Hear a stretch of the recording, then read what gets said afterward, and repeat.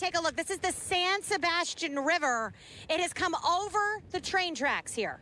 Over the train tracks. It is flowing furiously, and as you can see, obviously a lot of water has fallen. I checked with our meteorologists. They tell me about 2.5, 3 inches of rain have fallen here since midnight last night. But here's what's so bad: we're going to get 3 more inches every hour until 3 or 4 p.m. So this water, the San Sebastian, is going to come up over into this parking lot. It is so scary. We had to evacuate downtown, and we were trying to go to the Basilica or somewhere else that we could join you guys live, but we were finding all of the side streets were flooded. We had to keep turning around. Obviously, turn around, don't drown. So we had to come farther up US 1, and now we had to, and we were trying to join you live from the parking lot of this motel, but then we had just more wind and rain whipping us, and our mic actually shorted out, so they offered us a room, and we've come upstairs, and you've got to take a look. This is the San Sebastian River. It has come over the train tracks. You can't even see the train tracks under there. You could when I joined you about 25 minutes ago, but now you cannot even see those tracks underneath this water. It is just a wall of rain coming down.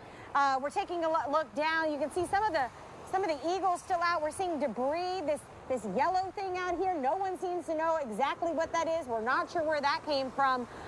There's a van over here, Joe, if you want to pan over. There's a van that is going to be waterlogged, it looks like, as more rain comes across this park. Because the San Sebastian River, if it keeps raining, like we're hearing totals of 3 inches an hour. If it keeps that up through Matthew's duration, the river is going to come over this parking lot. It's going to come into this motel, and it's going to flood the first floor. Hopefully, obviously, everyone hoping that doesn't happen. Now, over here in the distance, if you can see it, it's hard. There's actually a little island that residents say you normally would see. That's gone. It's all underwater here in St. Augustine. Joe, let's go ahead and pan to the right and show folks. So there's a dumpster and some mattresses, obviously, they put there. There's going to see some damage, and the river, it looks like it's actually going to come up over that part of the parking lot as well. But the wind is just whipping this water through this motel parking lot, and just looking out of the San Sebastian, that is a scary feeling, right? I mean, look how high that is, and we have so much more to go. We've only gotten about 2.5, 3 inches of total rainfall since midnight last night. Matthew's worst here in St. Augustine, still about 45 minutes to an hour out. Then we're going to have to sit as this slow-moving storm is going over us here, as more wind and more rain is coming. So again, this river is probably not going to hold up. We're going to see it crest here over this parking lot. You're going to see a lot of extensive damage. I've already spoken with another business owner from Volano Beach. They came here to seek refuge, and they tell me they are sure their motel there in Volano, their business, is flooded. So again, we're hearing stories of like this all over as this water is really just now starting to come in. But I mean, I can't get over these trees whipping here in the wind. Look at that bird trying to fly against it. Oh, bless. Oh my gosh. They're just getting blown around. Oh my gosh, that's hard to watch. Oh, y'all. Oh my goodness. Look at that gust. Look at that gust. Wow, we actually have a car pulling into the parking lot right now. I don't know what they're doing. People need to get out of here. Get out. We are getting gusts, John just said, of like 70 miles per hour. And while I was listening to you all talk with Ashley, I actually had to brace myself, because when a gust comes through, you almost feel like you're obviously going to be blown away. We've seen do you hear that? It's like this whistle. They talk about a tornado. It's like a train, but I've never been through a hurricane, but it's like a whistling here of the trees. And we've just seen debris flying.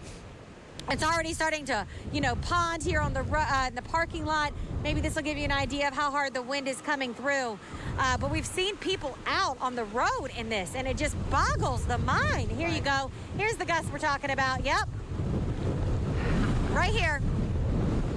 We're having to brace ourselves, guys. So, and then there's somebody driving.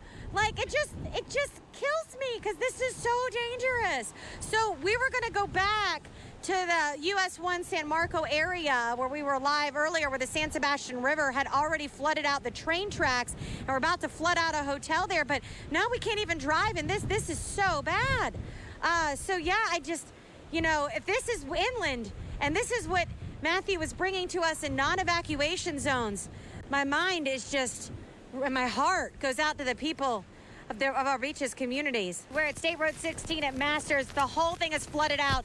And cars are over here parked because look, over here, this truck did not stop. And so we tried to go through it, and we just watched him go through the intersection and around, and he is stuck over here. This other gentleman has come out to greet him, but he's stuck. I mean, this is so bad. And the thing is, you can't see it when you're approaching, because on this part of the roadway, you miss it because it's all the same color of the road. But then it starts right when you get down there to Masters. All of a sudden, boom, you're down in it. So this car is pulled over. We've seen probably about 3 or 4 other vehicles almost get stuck.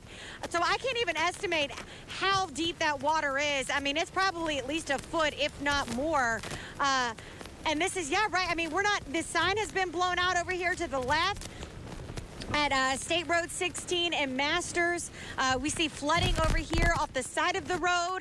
If you can zoom in and see that. That's just, making itself its own little retention pond there.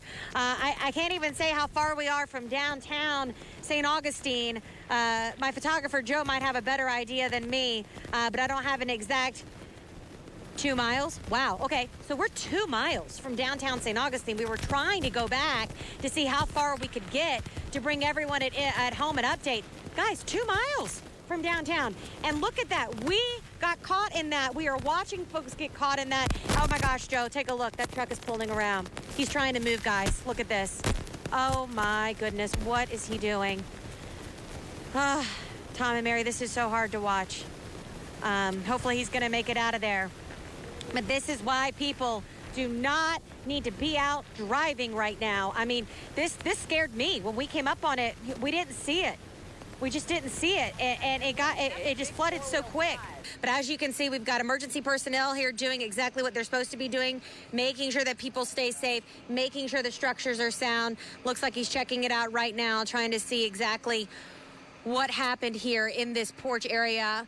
We do know that is where the door has been placed, but they did tell me that the water did not make it inside the first level of the Teeny Martini bar, so that's great. No, looks like the plywood was able to hold, and these officials I don't know if they're going to go in. I don't know exactly what you do at a time like this, but looks like, okay, they're putting on the red X, trying to let everyone know there is no one in here stranded and that the building has been checked.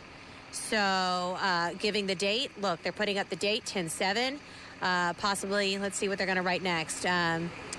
Maybe their numbers here so people know who came by to check it, and 0 people. So this is how the damage assessments are going to go here.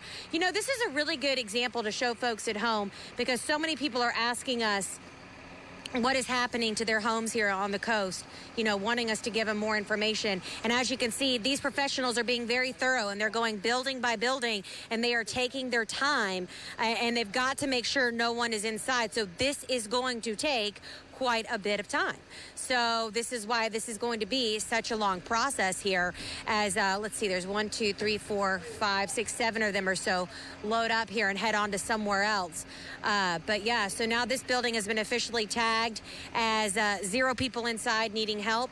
But I mean, from being down here earlier, Rob and Joy, I am stunned. The water has already receded this much, and I am stunned that the water didn't make it in this building. I thought for sure that was going to happen.